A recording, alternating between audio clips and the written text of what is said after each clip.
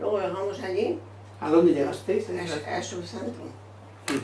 Y luego nos mandaron allí, nos pusieron en un campamento organizado de maravilla, nos trataron de maravilla. Yo estuve como 2 meses así, luego fui hasta Liverpool. Pero allí en el campamento 4000 críos con comedores, cocineros, todo. Y es que muy bien, nos trataron muy bien. Muy bien. O sea, tu impresión es que los ingleses os hicieron un buen recibimiento. La segunda patria.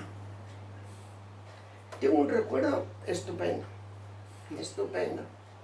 Y luego estuvimos allí y nos iban mandando a colegios, a residencias, a varios pueblos.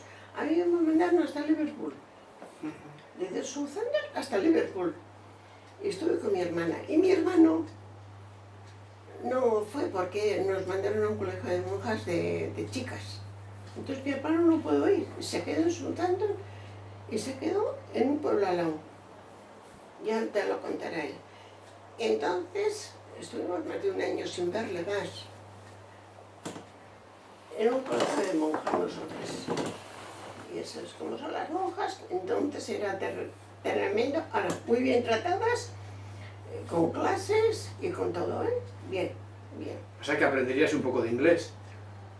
Pues no sé, porque estábamos muchas de aquí y entonces, ¿qué podías hacer?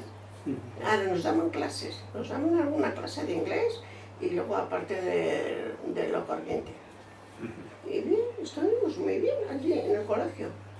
Ahora la comida horrible, eso sí, tenemos unos recuerdos que yo cuando tengo alguna amiga que hemos dado a la asociación, pues nos acordamos de la comida, el desayuno todavía, pero la comida horrible. Ay, no.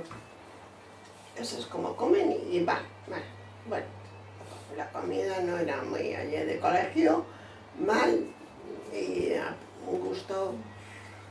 Pues, ¿Teníais monitores de acá?